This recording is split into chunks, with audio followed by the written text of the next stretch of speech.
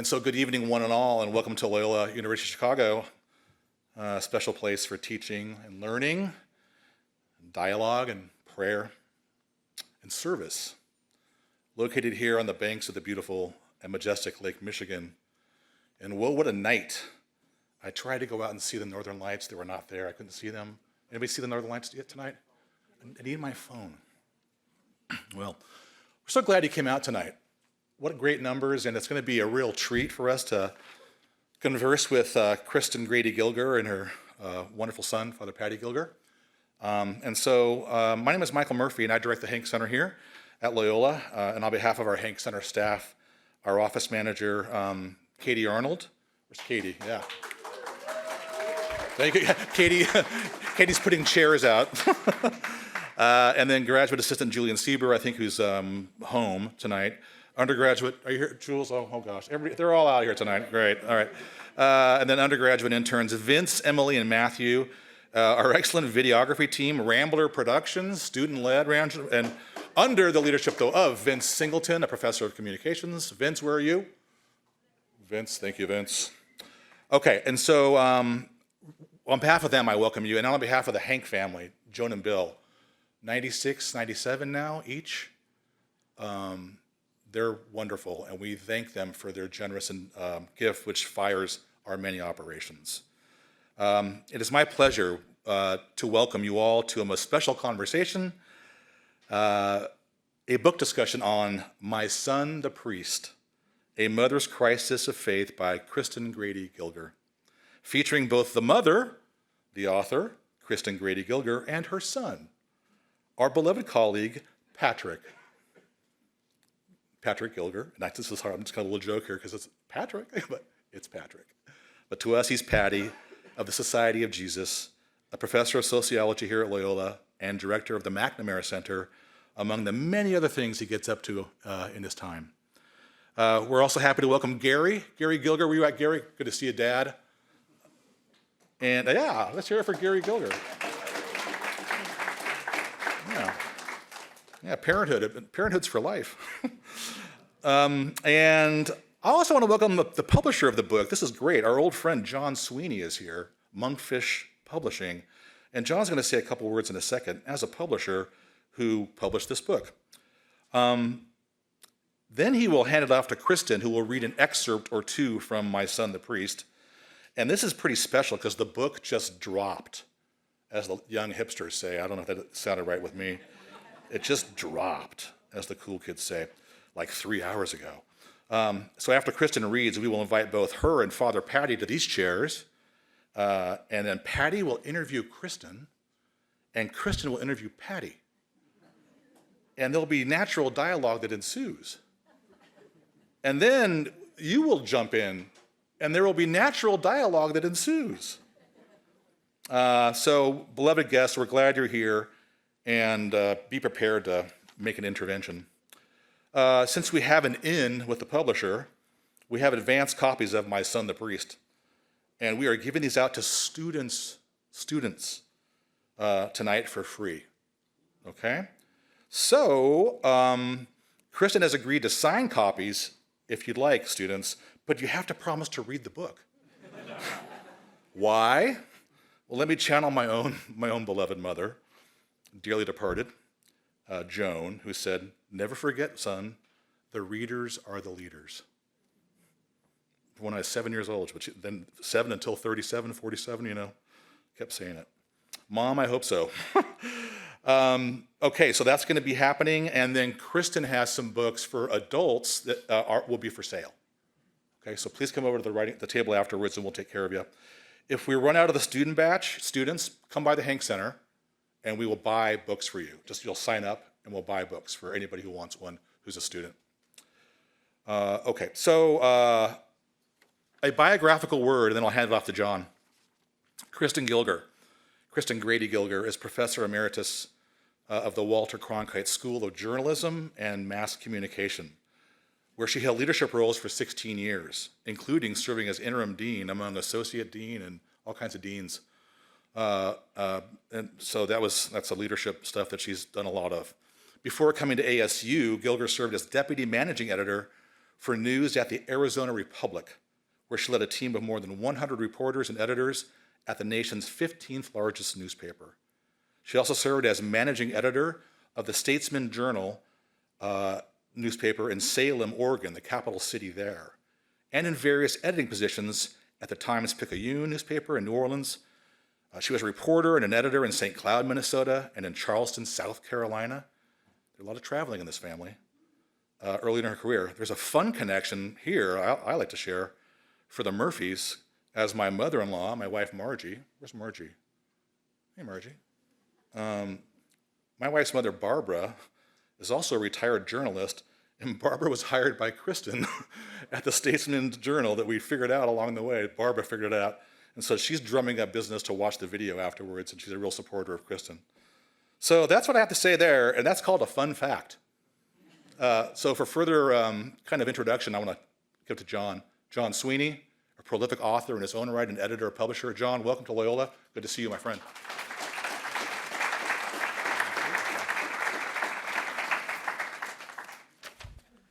I tell you, as a publisher, my heart is leaping at all this talk of buying books and buying more books. Because, it doesn't happen a lot anymore, so may it actually happen. I have to take a couple pictures of you all to share with my colleagues in Rhinebeck, New York. It's nice to be with you. So I have a couple of words to say about this book, which Dr. Murphy's correct, it published yesterday. I was touched at first when I read Kristin Grady Gilger's manuscript as a parent. She was surprised and disappointed at the religious decisions her son made when he became an adult. He wanted to join a religious order, and then he wanted to become a priest, and her response to that was sort of, wait a minute. Well, maybe I speak for more than just myself when I say that my parenting skills seem to work things in the opposite direction. I managed to somehow move my kids away from religion, not towards it. I raised my oldest kids earnestly in the church, and they went in every other direction but the one that I aimed them for.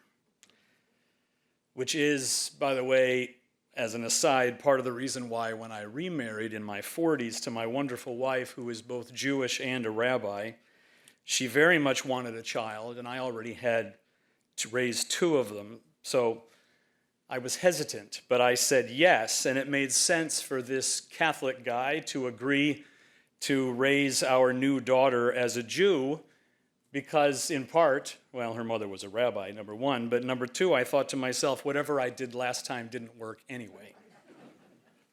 So on that level, Kristin's book was of great interest to me.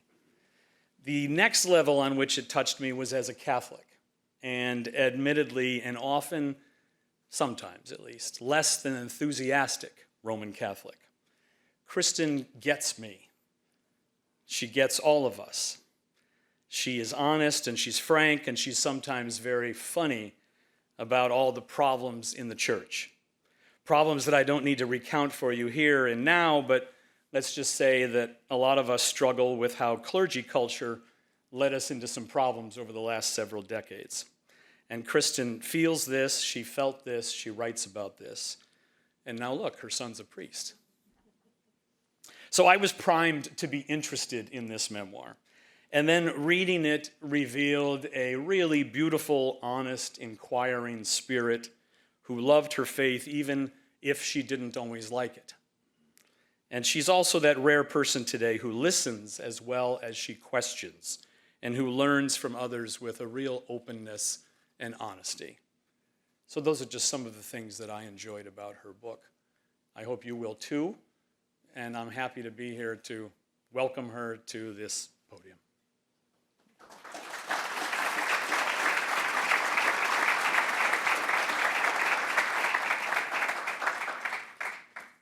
That's by far the most words I've ever heard John utter at one time.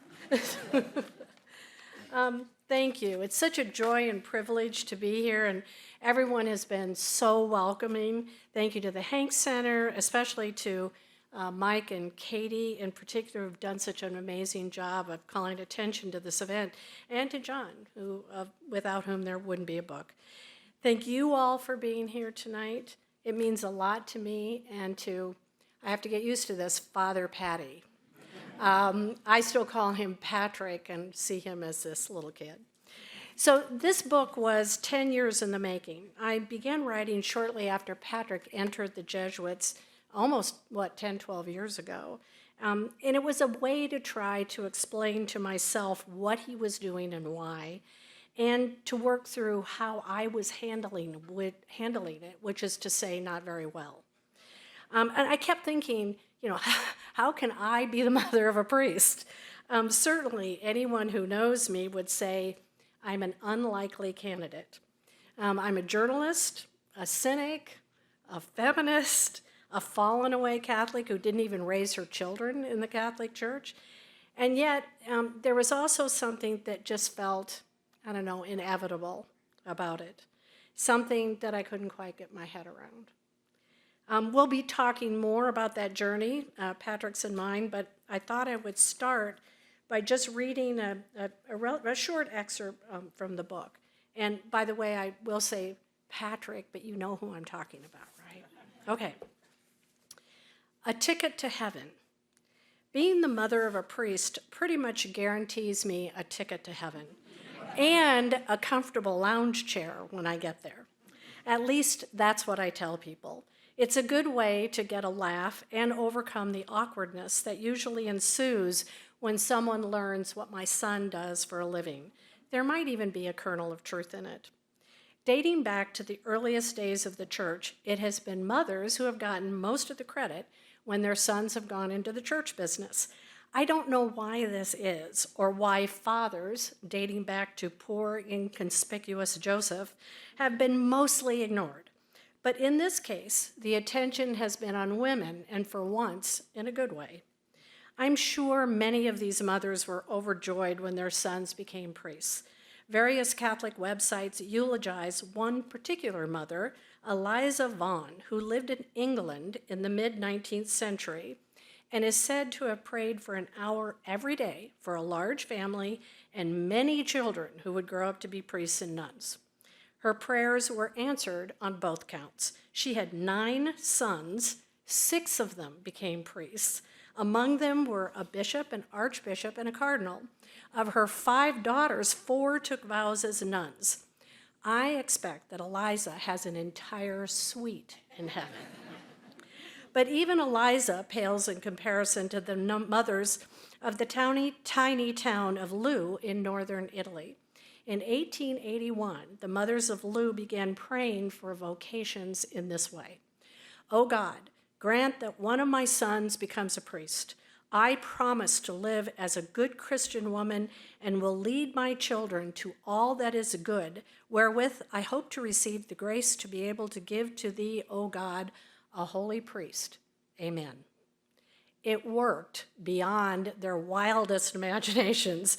Within 50 years, according to the Catholic News Agency, 323 young men and women of Loo had joined religious orders. Other mothers have prayed equally fervently for their sons to enter the church, but not exclusively for reasons of piety. For many years, it was the oldest son in a family who inherited the family farm or other property, a practice that often left the younger sons floundering for something to do. Becoming a priest was a way to get an education and enter a respected profession. In later generations, if you were a son in a large working-class family, you might take a look at the kind of work that your father did in a mine or a factory and decide the priesthood was a better option. Besides, if 1 or 2 children went off to become a nun or a priest, there were always a few more left to carry on the family name and take care of mom and dad when they got old. As a result, many large Catholic families singled out one of their younger sons from an early age to be the priest in the family. Sometimes this worked out, and sometimes it didn't, but it pretty much guaranteed a steady supply of young men entering seminaries. The mothers of these priests had special bragging rights. They had birthed and raised sons of God. They were officially good mothers, and they could look forward to even more rewards in heaven. Fast forward to 21st century America. I've met mothers and fathers who are thrilled that their sons have become priests, but many seem more than a little suspicious of the entire enterprise. This is in no small part due to the sexual abuse scandal, but it's also because the priesthood is no longer a cushy career choice. In the hierarchy of jobs, it ranks somewhere alongside teachers, military personnel, and other occupations characterized by high stress and low pay. A few years ago, the question of whether parents would want their sons to become priests drew dozens of comments in a blog written by George Mikopoulos, an Orthodox Christian. While some said they'd be pleased and proud, a number, including at least one who is himself an Orthodox priest, were adamantly opposed. One man wrote he would rather have his son join the military because, quote, he would know what his mission was and wouldn't be shot from behind, you know? Parents talked about long hours and vicious parishioners and a church bureaucracy that too often fails to be supportive. Quote, I've seen parish life up close, one father wrote. It is not for the faint of heart. Another said that if either of his sons decided to become a priest, quote, I would be sorrowful because I would know they would be put to a terrible test. The Diocese of Toledo, Ohio, offered another glimpse of how parents react to a son's or daughter's religious calling. For a time, the Diocese Office of Vocations posted a long list of quotes from parents wondering whether their children had made the right decision and if they really understood what they were giving up. These parents worried about loneliness and what kinds of careers their children would have if religious life turned out not to suit them. They fretted over the lack of grandchildren and the upheavals in the church. One parent was quoted as saying, quote, it scares me that my son could be falsely accused or grouped in with those who have done wrong. I found none of this surprising. I have felt each and every one of these concerns and a few more besides. What I did find surprising was how shocked so many parents, presumably Catholic themselves, were by their children's decision to become priests. For the most part, they just didn't see it coming. So I know that I was one of those that didn't see it coming. For the first few years after Patrick, who was just 21 years old, joined the Jesuits, I did my very best to be patient, not a natural attribute for me. I figured that unless I locked him in a tower, like the mother of St. Thomas Aquinas, what other choice did I have? And besides, the tower didn't even work. So I waited. I thought that this whole religious thing was just something that he needed to get out of his system. You know, after all, we're talking about a life of chastity, poverty, and obedience, and what 21-year-old in his right mind chooses that? But as the years passed, it became clear to me that this wasn't going to happen, which gave me a choice to make. Was I in or was I out? I was comfortable being out. While I was raised Catholic, it had been a long time since I had been a member of the church and years since I had thought seriously about religion. But Patrick had changed that, and I knew that he wanted more from me than some kind of, neutral blessing. He wanted a relationship with me that wasn't possible unless I also made room for a relationship with God, or at least the possibility of God. As a journalist, I knew of just one way to understand the choice he had made, a choice I might say that is as countercultural as can be imagined in 21st century America. So I began to ask questions, to talk, listen, research, write, ask more questions. And at first, I just wanted to know the tangible things, like, what is it like to live a life of poverty, chastity, and obedience? What happens if you fall in love or get assigned a job you really hate? How can you live with a bunch of guys whom you might like a whole lot better if you didn't have to share a bathroom with them or encounter their leftovers in the refrigerator? These questions and others led to more serious ones, about the all too obvious flaws in the church, about secularism and sacrifice and search for meaning, about what it means to pray, and yes, about God. There was much that Patrick and I agreed on. Some we did not, and some required homework on my part. So I became acquainted or reacquainted with Pedro Arrupe, St. Augustine, St. Thomas Aquinas, Daniel Berrigan, Thomas Merton, St. Ignatius, and I read everything I could find about this peculiar order my son had entered. I stayed as a guest in Jesuit houses, went on a spiritual retreat, interviewed other mothers of priests, and reconsidered my own relationship with the Catholic Church. At first, this whole book project struck Patrick as, quote, exceptionally weird, especially when he learned that I had dug up his old high school journal, reread his letters, and talked to his friends, and sometimes his friends' mothers. Still, he was a good sport, reading and editing and rereading everything I wrote, and he even contributed an epilogue in which he has the last say. Thank you very much. I'm pretty sure that there was an element of self-defense in all of this, but I think he mostly did it in the hope that I would begin to develop the kind of relationship with God that he has. Some things did not change. Patrick still thinks and talks like a scholar and a priest, and I still approach the world as a skeptical journalist. I will never understand transubstantiation, and we almost certainly will never agree on the Oxford comma. Patrick will continue to use words like subjectivating and distantiated, and I will continue to insist that these are not real words. He will always be the absolutist, and I the relativist. He the lover of mystery, and I the one who wants to count things and have them explained. But I no longer worry about what either of us has given up for him to be a priest. The giving up part for me largely involved grandchildren, since he's my oldest child, but Patrick's two sisters have produced a total of 5 grandchildren, which pretty much lets him off the hook. As for Patrick, what I had once feared would be a loveless and lonely life has turned out to be anything but that. He is a part of many families who treasure his place in their lives. He adores his students, and some of them, I think, at least adore him back. And he is a much-loved Uncle Paddy to his niece and nephews. He has wonderful brothers, other Jesuits, around the world who understand him and support him in ways I only glimpse.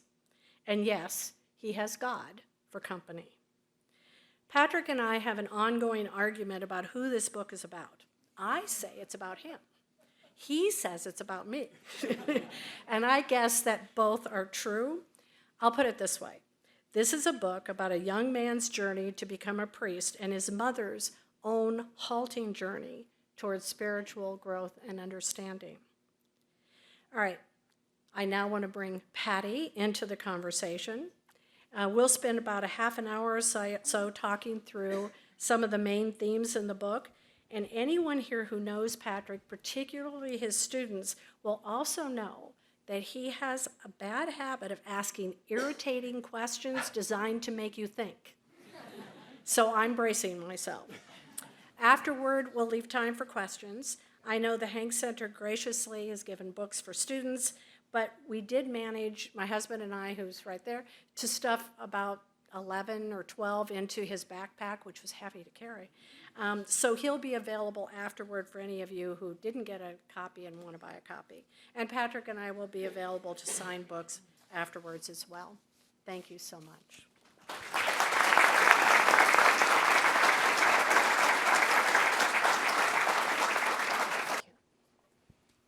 So, Mom, yes, lots of questions. It is one of my favorite things to ask difficult Yeah. questions.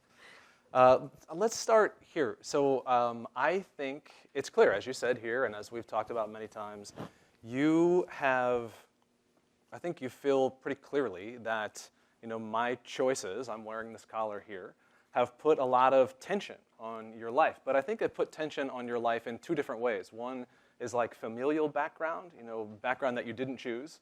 And the second is kind of professional, personal, your background as a journalist and as a feminist. So we'll talk about both those senses of tension, but let's stay with the first one first. Okay. Tell us a little bit about your family and how this decision of your estranged sons to return to this institution that you thought you had left behind put pressure on your relationship with your family. Well, I mean, I had, from an early age, many, many positive associations with the Catholic Church. You know, I come from a very large, very Irish, very Catholic family, 8 kids. You know, my dad coached the basketball team at the elementary school I went to, and you know, my parents were friends with the pastor and the associate pastor of our church.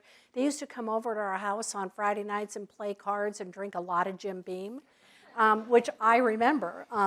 You know, I had a wonderful, wonderful 6th grade nun who I loved, and an 8th grade nun who, as I think Jim Martin says that, you know, we'll pass over without comment. Yeah. You know, he says something like that. Yeah. I remember my family praying the rosary together at Lent, many tuna casseroles, fish stick dinners, you know.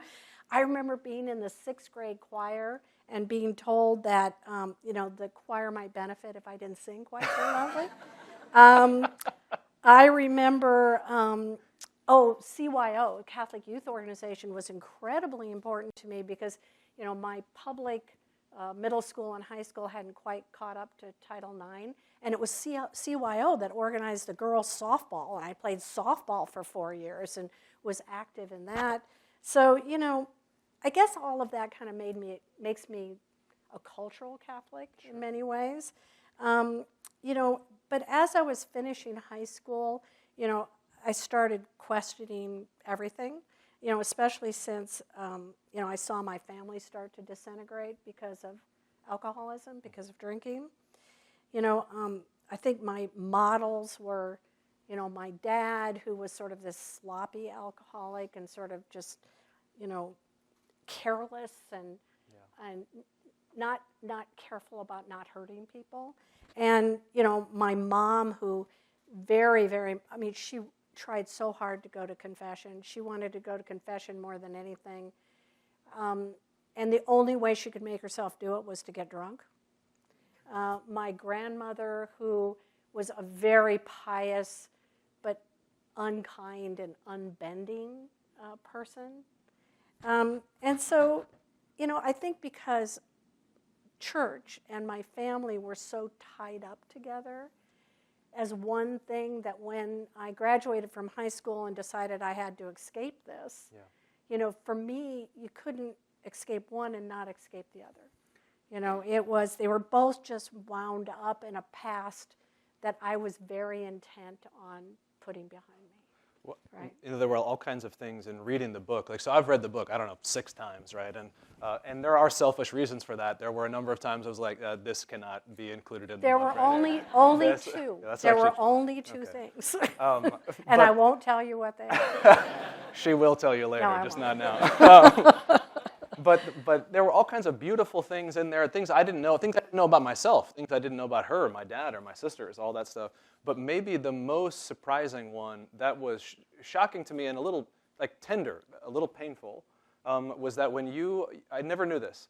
So, you know, she's one of 8 children, the only one in her family to go to college, kind of shanty Irish from Omaha, Nebraska, moved across Iowa to Omaha, and kind of, you know, begged your dad, who, my grandfather, her dad, is the kind of guy who, yes, was an alcoholic, but he always said the wrong thing and then did the right thing. Exactly. And so, like, he would, you know, asked him for, you know, help me go to college, and he I says need some no. money to go to college. And then he's like, here you go, He take said, this. no, girls don't need to go to college. Yeah, this is what he says. And then there's the money. And then he gave me the Yeah. money. And Right. so, but I didn't know this, like all that pressure that was there, until I read this in the book, that she got in her car, drove, you know, 10 blocks across town from where she lived on the west side of Omaha to the University of Nebraska, Omaha. And you live in 10 blocks away from your family, and you didn't go back Maybe to your 12. family's house for a year. Yeah. They didn't know where I was living. Yeah, and like that, Or- just to my mind, I thought there is no way that I could have ever even imagined doing that in my life. Like, it was hard for me to leave home. So, but what happened to you? It's true. What happened when you went, though, I think is very important, because you were not just leaving behind your family, this experience that's complicated, beautiful, but painful.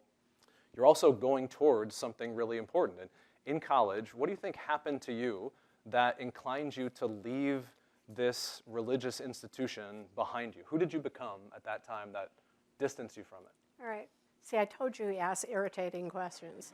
I don't think what I went through is that much different than what many young people go through, when they're ready to leave their families, or like I'm rejecting all of that, right? And I'm going to, find new ideas and new mistakes and make my own life. But I do think that my break with my family was probably a little bit more complete than most. I didn't talk to them for a year, didn't tell them where I lived, they didn't ask. But I really did feel like I had to escape to survive. And it was great. It was great for a while, right? I mean, I loved college and independence and not being responsible for 6 younger brothers and sisters or my parents who needed parenting. I only had to worry about myself, and it was unbelievably freeing, joyful, right? But and I think it also reinforced my decision to leave the church. These were my ardent feminist days where, my favorite T-shirt was "Women are not chicks," set across the top of it. And I was sure I was never going to get married and I was going to have this great career, right? And I went and I fell in love with the college newspaper and with journalism, and was never going to get married. This is what I'm going to move to Washington, D.C. and work for the Washington Post and be the next Woodward and Bernstein, the whole thing. But and this was when it did feel like journalists could change the world. Yeah. I don't know that that's so true anymore. Not being Catholic to me felt both right and righteous, if I can put it that way. Both because of the way I think the church has historically minimized women, but also because I was rebelling against all patriarchy, right? All these institutions. But then real life happens, marriage, children, and I found that there was a part of me that really wasn't ready to give it all up. Because when I thought about marriage, when I thought about children, I still wanted to be married in the Catholic Church. I still wanted my children to be baptized. I wanted to go to Christmas Mass. Those things that are just like built into you that you can't separate from. We ended up with 3 young children joining an Episcopal church as a compromise. It felt comfortably Catholic, but also more socially liberal, more acceptable to me in that way.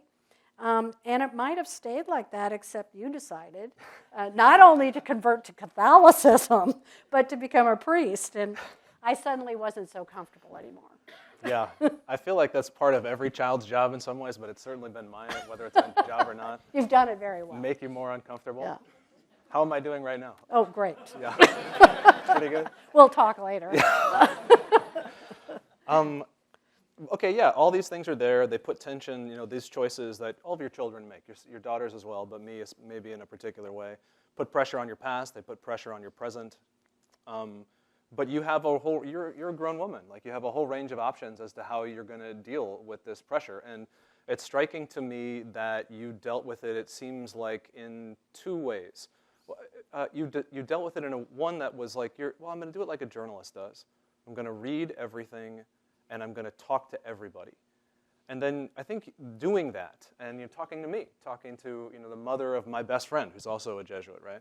Talking to them, and helped you retell the story of your life and the story of my life in interesting ways. So, I don't know, what did you do that was helpful for you to be able to start re-understanding, reinterpreting the tension? Right. And then what was the way, how did you start being able to tell this story in a way that didn't piece together in a way you were expecting? Okay, I'm going to teach you how to ask much shorter and more pointed questions. But I think the gist of it is, so how did you deal with this? I think that's the gist of it. So what I will say is that at first I just pretended, right? I could just wait this out. It'll all go away. But then really pretty early on, I mean, you were still in the novitiate, that I really started noticing you changing, in ways that I didn't expect and didn't quite know how to deal with, and a lot of it was kind of small things like, he would open the Christmas present and it'd be a sweater and he'd say, you could see him struggle. Like, oh, I don't really need this, but it's really nice. Should I keep it? Should I make her take it back or give it to somebody? We bought you when you were in college, a bike. Come to visit, the bike's given away. We bought him a guitar, and we go show up, and he's given that away. We gave everything away. You couldn't give him anything; it would disappear. And then I think maybe even more so, how you were trying to control. I don't know if that's the right way of saying it. Control yourself. Sure. It's like, he's always been very opinionated and never hesitant to share his opinion. But he started he was reining himself in. He was like, you could see him sort of struggling, like, okay, I want to say this, but I'm not. I understand what you're saying, getting the whole like, oh, So I could see you trying, like almost physically trying to rein in those sides of yourself, to listen better, to be present more, to be more careful and more thoughtful around other people, including me. So, I'm watching this go on, and then you start talking about God a lot. And, my husband and I can barely refrain from, like, rolling our eyes. He's starting talking about how, I'm like, you're talking to him, And that's what prayer is. Yeah. So, like, okay, you're talking to God. All right.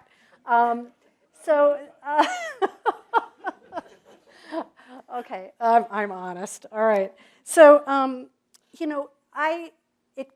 it was clear to me pretty quickly that if something didn't change, we were going to lose him. Basically, I could feel that gulf expanding. You talk about God, we don't even listen. That we had to be able to, in some way, bridge these two very different worlds, or we would become the kind of family that the only thing we could talk about was, who's going to make the World Series or, what we're going to have for dinner. So it was important to me to still have a real relationship with you. That required me to change. Yes.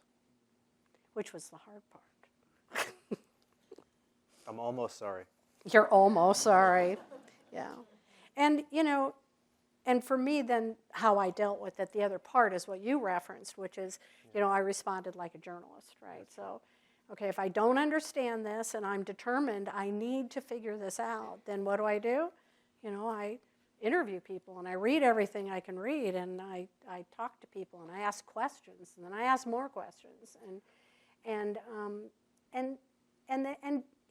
I stayed in the Jesuit houses. I met your Jesuit brothers. I talked to their mothers. I went on a retreat, a short version of the spiritual exercises. So, like, this is my words about it, but I do think I think there's something fair here to say that doing all these things, all this effort that you're putting in to try to not let the orbit fly too far, away from one another. Maybe it helps you start to understand your own life, who you are in your own life differently, but also who I am. And then our sisters, my sister is your daughter. So, like, the whole family seems to, this choice I made put pressure on everybody. Yeah. And the story of the family starts to shift a little bit. So as you're doing this learning, like, what happens there? How does the story change? Yeah, I think that, I had to reinterpret a lot of things. So, there's several. I'll give you one example. So I write about Patrick's baptism. So, it's a cold November day. My sister's church had never been in it before, in a little town in west Iowa. And, it's cold. It's not a bit of sunshine, the whole day. My mom and dad are there. A couple of my sisters, the godparents. And we're standing around the baptismal fount, and just as the priest pours water over his head, there's a shaft of sunlight that comes shining down and hits him right on the head. And the priest says to me, God must have very special things in mind for this child. And we just sort of like laughed it off. I'm like, oh yeah, okay, cloudy day, one beam of sun, nice touch, done. And there were other things like that. There were things like how I felt so strongly that you should go to Creighton. And I don't even know why I felt strongly that you should go to. I lied to get you into Creighton. She did. She did, yeah. She called the admissions counselor. We didn't get that much money in a scholarship. I should have done better on my SATs. But she calls and said, would it make any difference in the scholarship if I told you he was thinking about being a priest? I don't even know why I said that. It had never, ever crossed my mind. I was not Catholic. I had never thought about this. It was not true. The admissions counselor, of course, said, no, it would not make any difference, ma'am. No, not make any difference. But we did get a better scholarship. That's right. And he went to Creighton. And that changed everything, right? I mean, you met the Jesuits and basically were just blown away. I mean, you were like, okay, I want to be that. Yeah. I want to be like them. How did that change? So that's your understanding of how you tell the story of who your son is. How does it start to change the story of who you understand yourself to be? You always push on that. So when I was trying to figure this out and I went on this retreat in a beautiful mountainside in Tucson, just in the Catalina Mountains, just gorgeous place, except for the tarantulas. So it's supposed to be a quiet retreat. And, about 6 hours in, I called Patrick, which you're not supposed to do. And I said, I just can't do this. It's like, they want you to, put yourself in the place of the characters in the Bible, right? Reenact scenes from the Bible. And I said, I feel silly doing this. And you told me, we talked about prayer. We talked about how do you pray. Mm-hmm. And, after this conference, and he said, what'd you say? You don't have to be certain. Yeah, you don't have to be certain. Just try it. Just let your feelings come forward about how you feel about your family and the way you grew up and what's happened to your mother and what's happened to your sisters. And so I went back out and tried it again. And, I can't say I'm good at any of this, but I think it gave me a sense of, what it's like to try to open yourself up. That's right. And I try other things. I read a lot of the books you give me. Some of them, some I don't understand at all. So, and I really appreciate the Examine. Mm-hmm. I think that is a really accessible way for me to think about how God works in my life. And so I guess a lot of these things that happen in my life, in your life, for many years I just thought, oh well, it's coincidence, right? It just is fate. And I had a good friend who I was complaining to about you. So we went and had coffee, and I'm like, oh, he wants to become a Jesuit priest. What the hell? And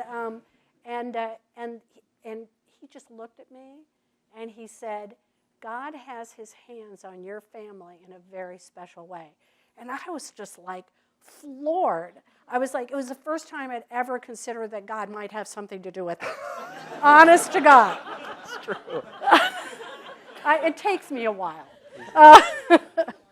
So yeah, it made me rethink and reconsider, a lot of things in my life and see them in a different context, and at least accept the possibility that God does move in my life. Yeah, there's more than just you telling the story. Yeah. How are we doing on time, Mike? 10 more minutes. Yeah. Is Kristin, is it your turn to turn the table?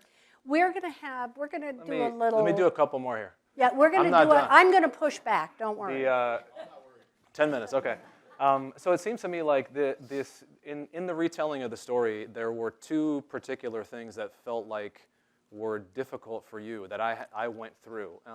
One of them dealing with certainty, as you've addressed, and then the other was about suffering. And to be a Catholic means to have a strange relationship with suffering, where it's neither something we seek out or celebrate, nor something that we denigrate or avoid. It's something that we have to deal with in order to become the kinds of people that God might want us to be. But I know that was not easy for you about suffering, but especially to see me go through some of this in my own formation. Yeah. I mean, as a mother, right, you don't want your kids to suffer, right? You'll just do about anything you can to make sure your children don't suffer. So when Patrick, he had spent 3 years on the Pine Ridge Reservation, and some of those had been difficult years, right? Yes. And you had gotten to the point where you were seriously thinking about leaving. And it was a very painful time for you. And I knew that, but I guess I didn't realize how painful until he decided, nope, I'm going to stick it out. He is very stubborn. I'm going to stick this out. I'm going to apply for theology studies. And to do that, you write a letter. And the family gets a copy of the letter. And his sisters, who I passed over, his sisters got a copy of the letter. They're like, okay. We get a copy of the letter, and we flip out. So it was all about suffering. And I wrote it down. I have to tell you how many times you used the word suffers or suffering 11 times in 3.5 pages. I counted. And you used the word darkness 6 times. So we called him up, and it was the first time that my husband and I were absolutely clear, like, you should not be doing this. We had always wanted to give him space. Like, if this is his choice, we're going to go with him. We're going to figure it out. But this was the first time we just said, no, you should not become a priest. We called you up, and you were like, well, what was your reaction? Like, suffering? Well, yeah, what's so bad about suffering? We're like, look, if this is making you miserable, then why don't you just leave? Well, and your answer was, suffering is not the problem. I remember the words exactly. You said, Americans are so allergic to suffering. I'm like, yeah, why not?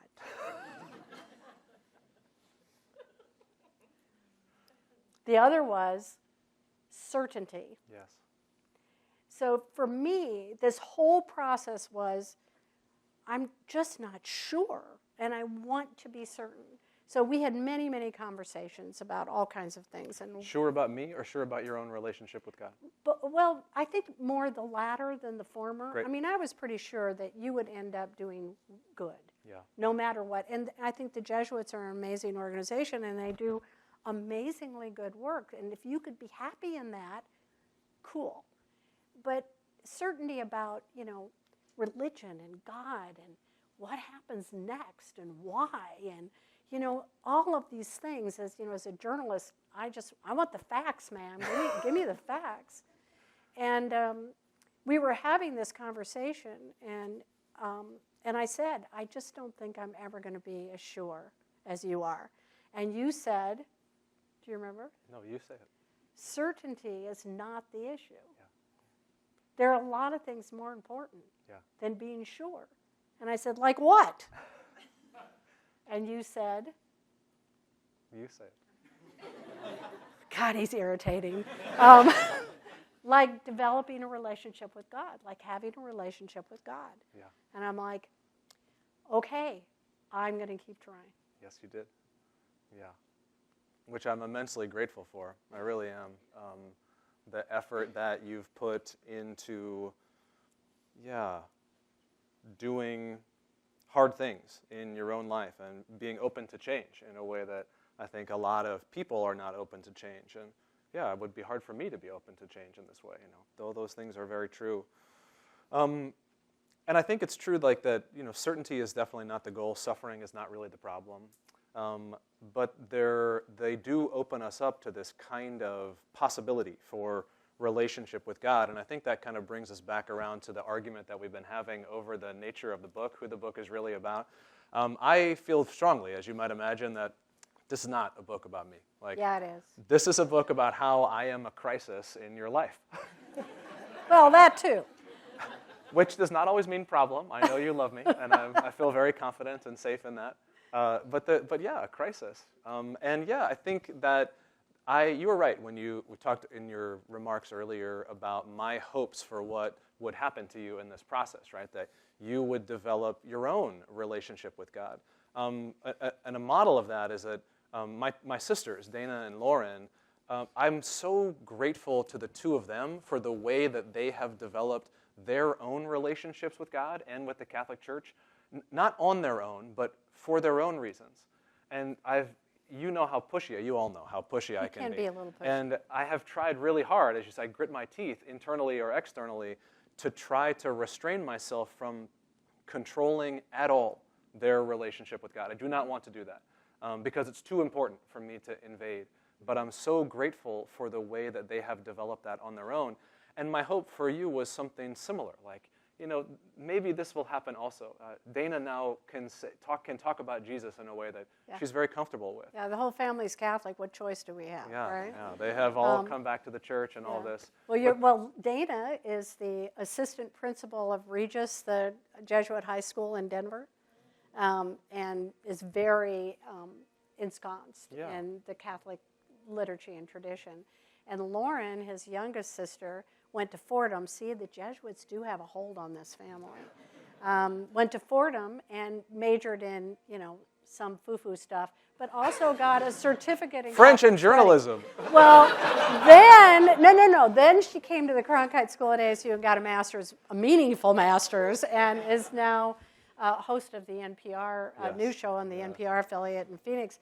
But she wasn't even Catholic when she got the certificate in Catholic studies. So she comes home, marries a guy who's, what was he, perhaps Baptist, I think? Non-denominational. He was, nothing.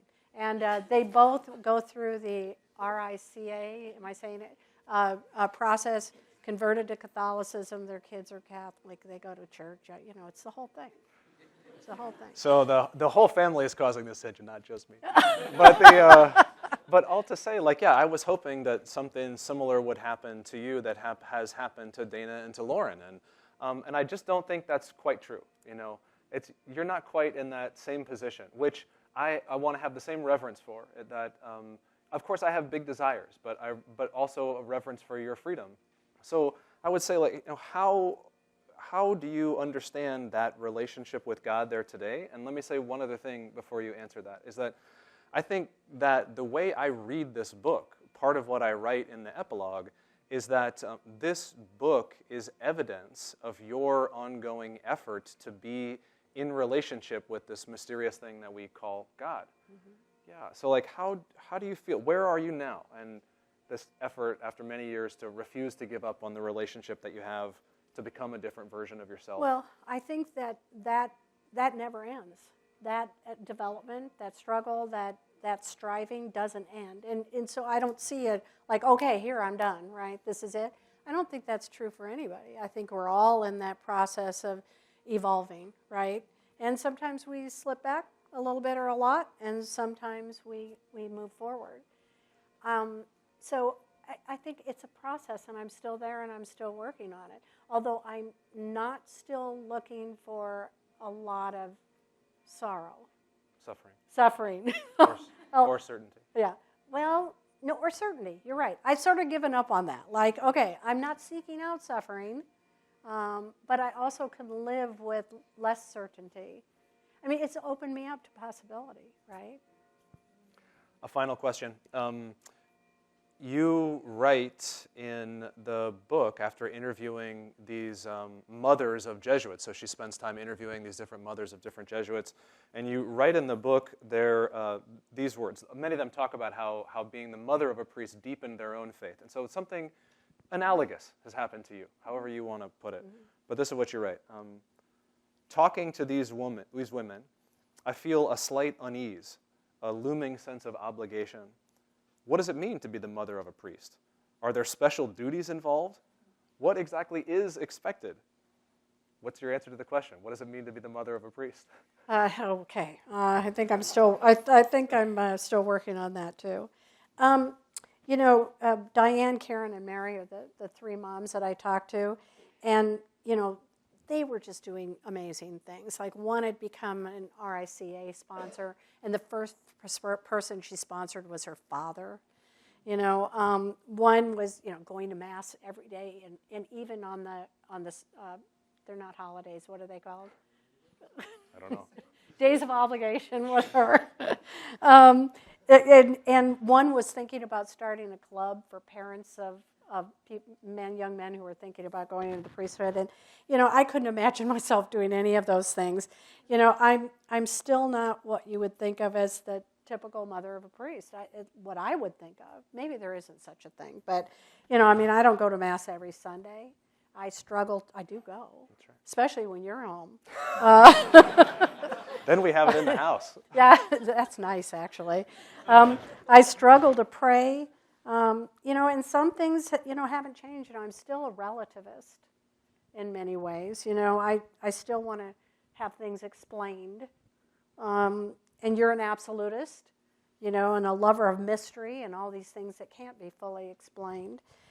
But I don't worry anymore, as I said, about what you've given up or what I've given up. And I think that this whole process has caused us to better love and understand each other, which is like my goal initially. The book, I think, turns out to be sort of a bridge between, your world, which I didn't get at all, and my world, which you in some ways were rejecting. And I think it's been my way as best I can to learn how to be the mother of a priest. I am immensely grateful for your efforts to be the mother of a priest, and to that you are my mother of a priest. So I love you very much. You really don't have any choice. I don't. It's better even. Thank you, Mother. Thank you.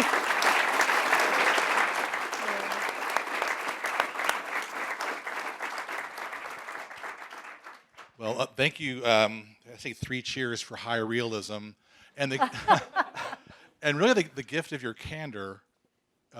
Seriously, that's to invite us into that is a true gift. And so we thank you for your honesty and transparency. It's not, Kristin, you and I were talking that when you're writing, the first duty of a writer, it depends. If you're going to choose to do it, right? Because we all love our privacy. But if you're going to write, you got to be honest, and that takes a lot of courage. So thanks for, because now we were invited in because we all have family, and we have this now. So I invite you in now to speak. And Katie's over there. There's Katie. Thanks, Katie. So Katie and I would like you, if you wouldn't mind, raise your hand for a comment, a question, or just anything you'd like to say to start the dialogue. But please identify yourself and stand up when you speak. Yes, sir. You can begin. No, it's okay. Yeah. Sorry. Thank you, Ryan, sociology grad students.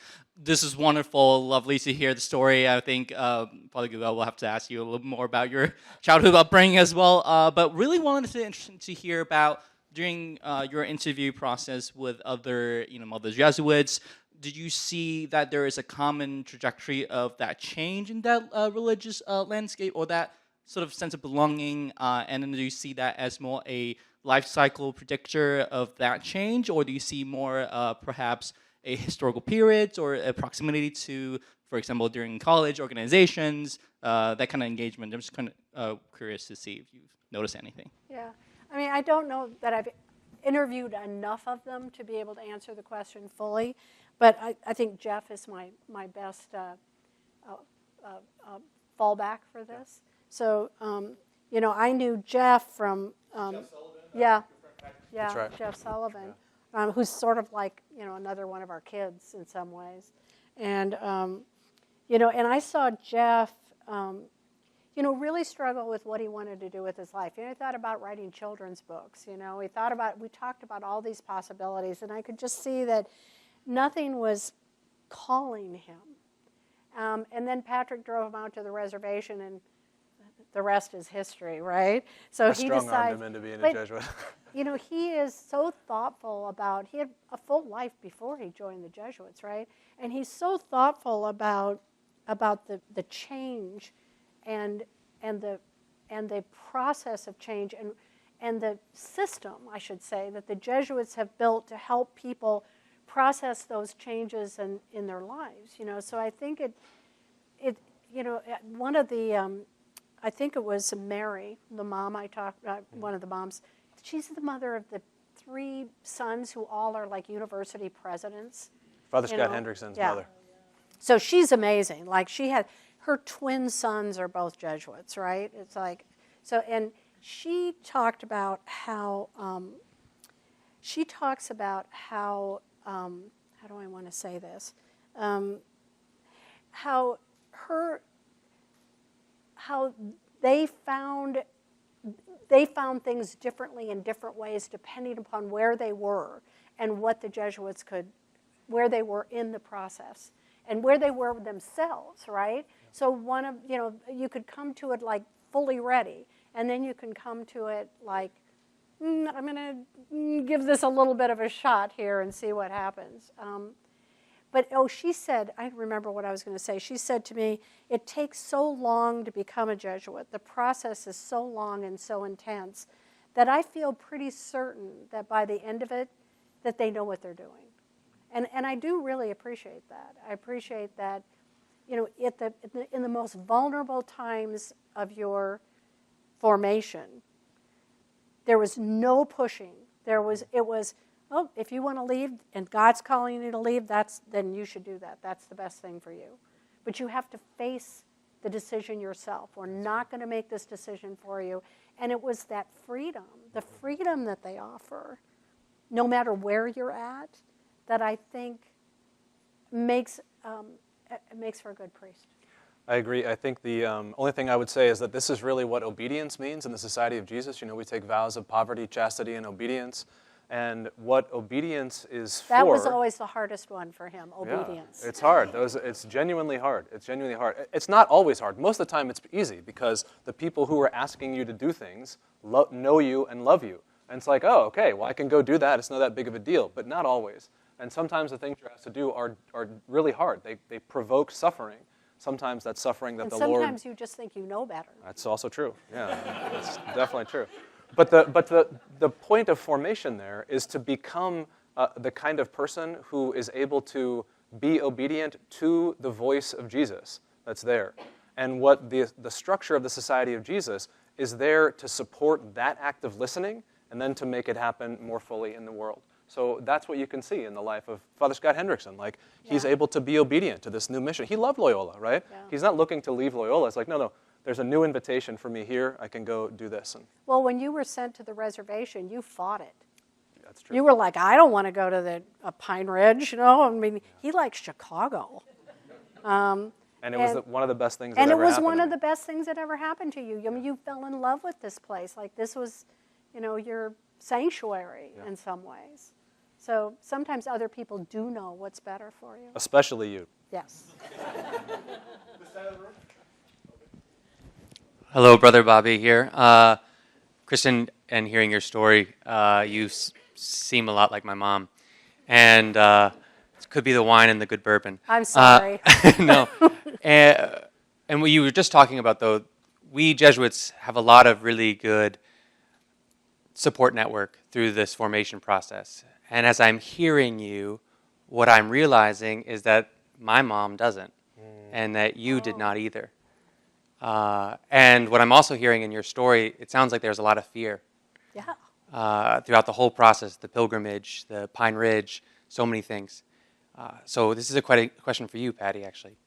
Paddy, what do you wish you would have said to your mom 10 years ago when you took vows, or a few months after you took vows, so that you could have helped her and give her the support she needed to overcome that fear? Before you answer that, it's such a good question.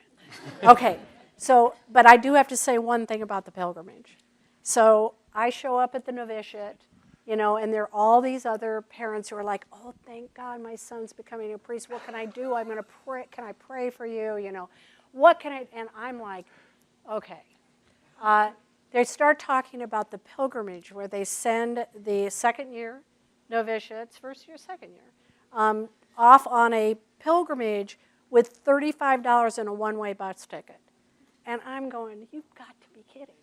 And he, of course, chooses to go to New York City, which is like arguably the place where $35 is going to go the least far. And so I raise my hand, and I say, couldn't you at least give them a two-way bus ticket? I was not prepared for any of this. Bobby, thank you. It's a beautiful question. I wish there was something that any of us could say to remove the fear of uncertainty about what will happen to those we love in the future, and there's not. Like, there's no magic words that I know how to say or that I can give you to say, but just two things that you're already doing, and I know that many of you will do as sons and daughters and mothers and fathers. One is to say that love requires freedom. And that's something that both my dad and my mom have been excellent at. They've been great parents my whole life, but they're especially good parents of adults because they're able to be very loving and clear about what they hope for while never kind of putting hooks in their love. Like, they're not like, well, I love you, but I really want you to do this. No, it's like, we love you. And that's what made the confrontation that they had with me when I was really going through a difficult time. When they said, we're not sure this is good for you, it meant something. Because they don't say that. Mostly they're like, we trust you, and we love you, and we're going to support you, even though I knew it was hard for them. So that kind of thing. Love comes without any hooks in it, and there's no coercion of freedom. Freedom and love are twins, or they're deeply intertwined. And then the second one is just to reverence your mother or mine as they're going through hard things. Because I think it's easy to take that for granted, where we're like, well, we're the ones going through this at the time, and it's hard enough as it is. But no, we want to also be deeply supportive and in relationship with the people we love. So I'm sure I didn't do that as well as I could have done it, but I did try. Yeah, a little. We love... I have an answer, though, for you. They all should get my book. That's excellent. We love every question, but this is the point where I want to encourage undergraduates who have a question. Any undergraduates in the room? I see one over there. Katie, thanks. Hi, I'm Connor. I'm wondering how Paddy's sisters felt about their brother being the subject of a book, if there was any sort of tension there, and if they might be expecting their own book a little later on. Sibling rivalry, right? Yeah, I think Lauren said, what, you're writing a book about Patrick? What about me? But his sisters have been incredibly supportive. So Dana was 15, 16 when you entered the Jesuits, and she said it used to feel pretty weird to introduce him to her, or to tell her friends that her brother, most of whom just wanted to date him, was going to be a priest. And Lauren was 13, and she talks about how she remembers when you called home and said, "This is what I think I want to do," right? And he was a junior in college, and Lauren says that his decision changed her life. That it made her think about what she would do with her life in a very different way. Because, how did she put it, that something so big, so crazy, so idealistic, put into perspective the normal, wants of, like, what's my career and where am I going to go to school and, how nice of clothes am I going to have or whatever. It made her think about who she is and what she could do in a very different way, which is why she became a journalist. No, I'm just kidding. It's because of her. I had to put in a plug for.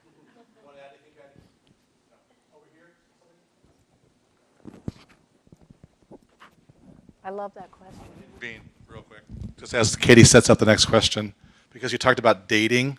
So Paddy, I'm not sorry, but you fell in love, my friend. Yeah. That's a really compelling part of the book, Kristin. You want to say a word? Why don't you? Sure. Yeah. Nothing. So this was one of the parts that I had to. I'll just say I was rooting for her. For a while, anyway. Kristin was rooting for her. Yeah. Paddy, who is this young lady? So this is many years ago now. So just to be clear, Let's see, it would have been. But yeah, so I think that was I've been in love a number of times in my life, 3 maybe times for real in my life, and probably one of those never really could have worked out. Another one might have worked out, but this one could have worked out. Like, this one was a real thing. It could have been a real thing, and so that discernment for me about whether I was going to remain, not was going to. This was for me the question was. Unless God was not going to give me the grace to keep my vows, I was going to stay. So it was going to be up to God. If I just could not do it, if I did not have the capacity anymore, I was said, okay, I'm not able to, and I knew the society would love me, but I also knew how hard it was going to be. I love being a Jesuit. I love the Society of Jesus. It is the Jesuits that have taught me to love the church, and loving the church has helped me to love the world, and loving the world has helped me to love people. That's what I love. I love loving people, loving ideas, loving reality, and that's all come from there. It would have been, I could feel the potential pain of having to consider not doing that anymore. Losing it. Yeah, I just did not want that to happen while being head over heels in love with this wonderful person. And that causing a lot of pain for her, all of those things there. I don't want to minimize, I tried very hard. I tried my best to be honest with her and with my life and true, and I mostly failed, It was a great lesson for me that my capacities are not sufficient to the needs of reality. And that's what it means to be a sinner. And then the only question is whether or not I'm loved in the midst of that failure or not. And thanks to you and to Dad and to Jesus and to the Society of Jesus, I feel very confident saying, yeah, I'm a loved sinner. Grateful to be. But I think the thing that amazed me was, Patrick's response at one point was to ask his superiors just to get him out of the situation. Just move me someplace else, or move her someplace else. Well, they couldn't and do that. I love the response. It's so Jesuit, and it's so real, and it's so beautiful. And they said, no, we're not going to just pull you out, and you have to make a decision. Face this, make a decision. And, and if God wants you to do one thing, go do that. If God wants you to do another, go do that. No strings, and I think it was that freedom, the freedom to say no, that made you say yes. It helped. Yeah, it was free. I could do it freely. You give us a great gift in that, in being so open with something so personal. So we thank you for that. Katie, is someone over there? Hi, my name is Zaina. I'm a neuroscience major in the undergrad program here, and I'll be honest, I'm really only here for extra credit, but something that Kristin said It's okay. really caught my attention, which is why I'm asking a question. You mentioned that your relationship with your family was so intertwined with your relationship with your religion, and I relate very strongly to that, and I've had discussions with my mom where she relates really strong to that. And I've also had discussions with my sister who has she has 2 little kids now, and she has this more shallower or disconnected relationship with religion that you were talking about, where you can't let go of it, but you want to go to Christmas Mass, you want to go to Eid, you want to do those big things. And so for Father Patrick, how was it experiencing going back to religion in that relationship that's not as entangled and binded with family and all of that? A fantastic question. Thank you. I would say this is how I understand the experience. This experience in my own life is that the kind of freedom that we're just trying to talk about is only possible because of the sacrifices and the gifts that you and Dad have made for me. And I don't take, I'm sure I take it for granted in 1,000 ways, but I try very hard not to take that for granted.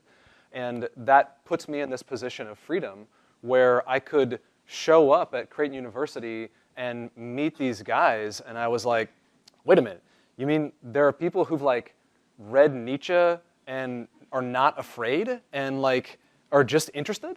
And then can talk about Jesus, and I'm not weirded out every time you say the word? Most people I don't really want you to hear I don't want to hear the word Jesus from you, right? But these were people, that's when I was young. And then I met these guys, and I'm that's a real person that it's not just a made-up thing. It's not an ideology.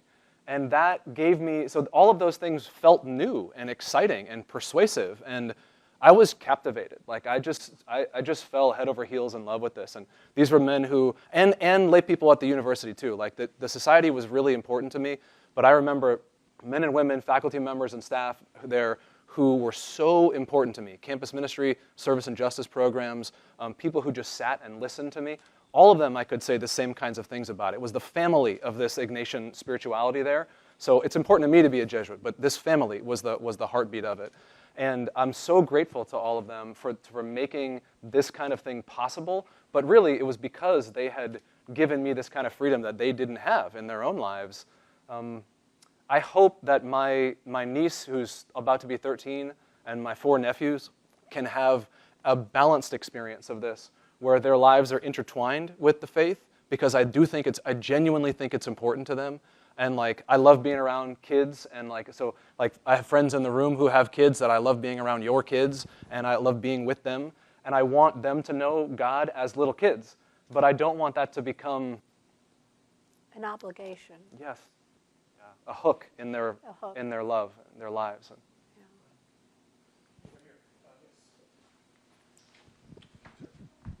Hi, I'm David. I'm an undergrad. Father Paddy, for you, my question is, when you were going to tell your mom, when you decided to tell your mom, were you like scared? Did you know she wasn't going to like this? And then, Have you met me? well, actually, my other question for you is that, was your first reaction confusion or sorrow? Great question, David. All right, you go first. Okay. Were you afraid to tell me? I don't think I was afraid, but I think it was because at that point in my life, I was pretty oblivious, right? So I think if I had thought about it, I would have been nervous. And I'm sure I was a little nervous to like make the phone call, yeah. But I was not scared because I knew that they were not particularly religious people. But I also never doubted, there was nothing I could do that they were not going to love me. That would just never cross my mind. So I was not afraid in that way at all, which is a great gift. So you asked if I was surprised. Is that the question? Or sad. Or upset. Sorrow. So the first chapter of the book is called The Recruiter. Father Saz. So Patrick says, I'm bringing this Jesuit home. Not a girlfriend, but this Yeah, priest. you think it's going to be a girl. No. And he arrives with another young man who he was trying to recruit. The chapter's called The Recruiter. And they're in a convertible, and he's taking them around, and the wind's blowing through their hair. He had hair then. And they come in. I have dinner. I serve dinner. And then, we have a nice conversation, not about the church. And finally, Father Saz says, so are you aware of Patrick's interest in becoming a Jesuit? We think he might have a real vocation. And I just lay into him.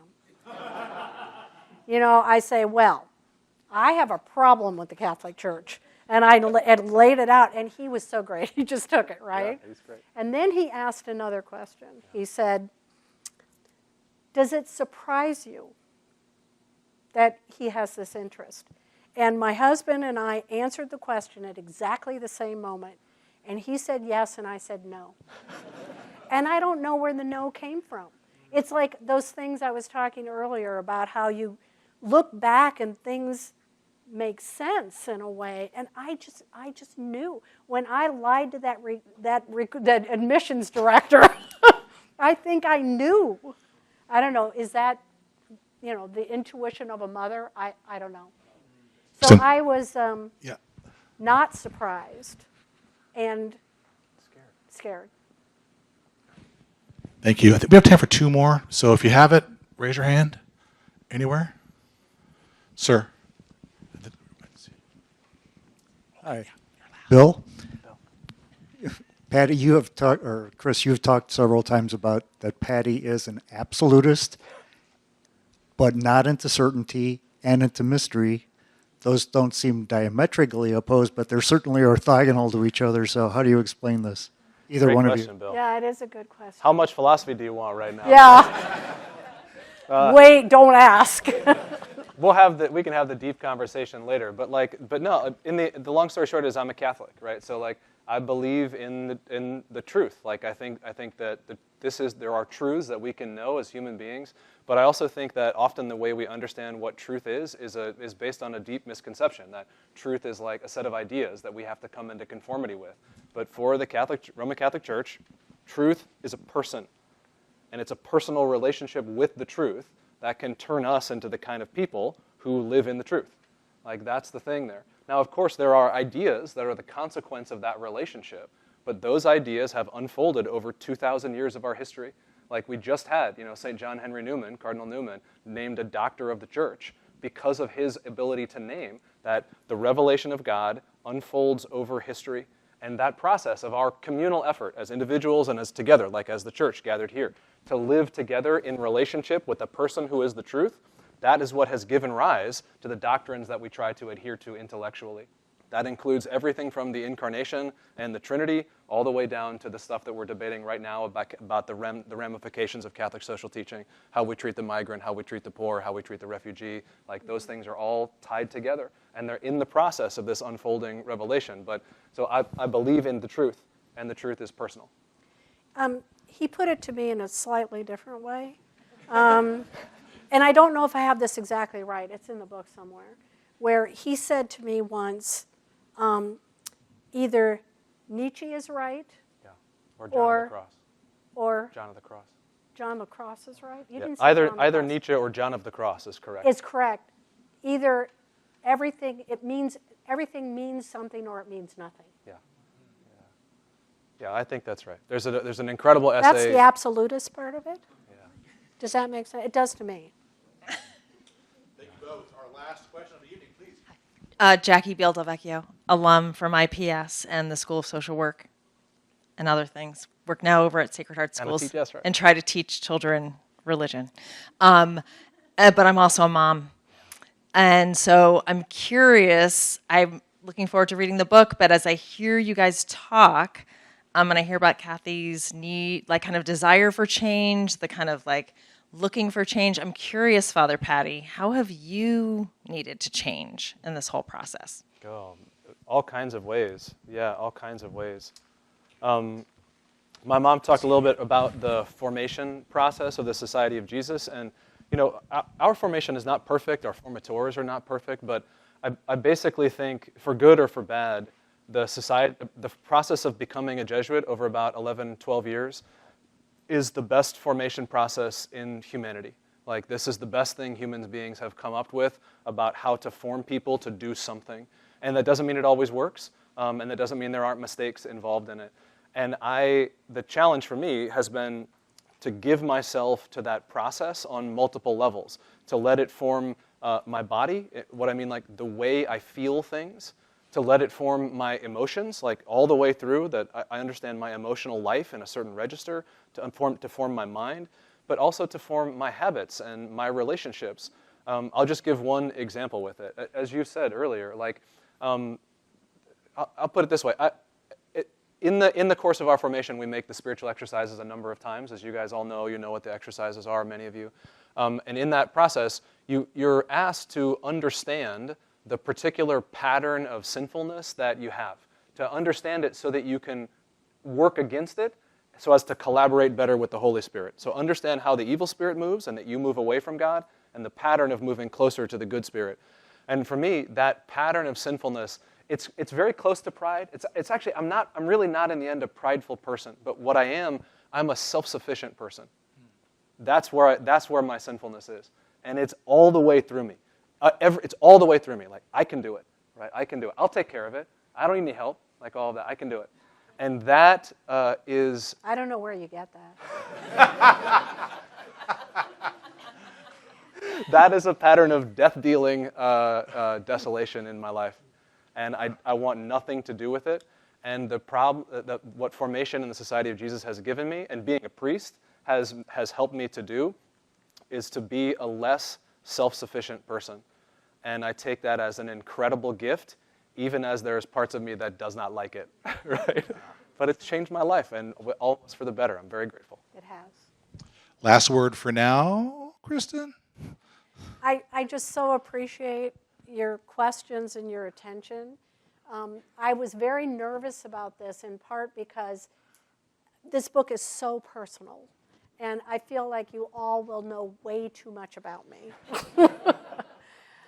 But I felt like the only way to do this was to be as honest as I could possibly be. And I was really writing it for myself, which maybe helped me be honest. I wasn't writing it at all for an outside audience for a long time. And then it felt honest and it felt real to me. So then I had to make the decision about, okay, do really I want people to know that much about me? But I hope that it's helpful for people who, who are also seeking. I mean, it's about seeking, and maybe it'll be helpful for those who seek. There are great epigraphs in the book that you lead the chapters with, which are nice framers. Yeah. You talk about books. You're dialogical because Patrick gets the last word in the epilogue. So please take a look over at the desk after we're done. We have another Jesuit coming, Father Kevin Burke, Thursday the 20th, who will be giving us a lecture and a discussion on Denis Levertov, the great 20th century poet. I really encourage you to come. Kevin is a rare, gifted, one of the best Jesuits teachers you'll ever encounter. So please be our guest on the 20th of November. But for now, can we show our appreciation to our good friends? Thank you. How about you? Thank you very much. I love you. Love you, Mom.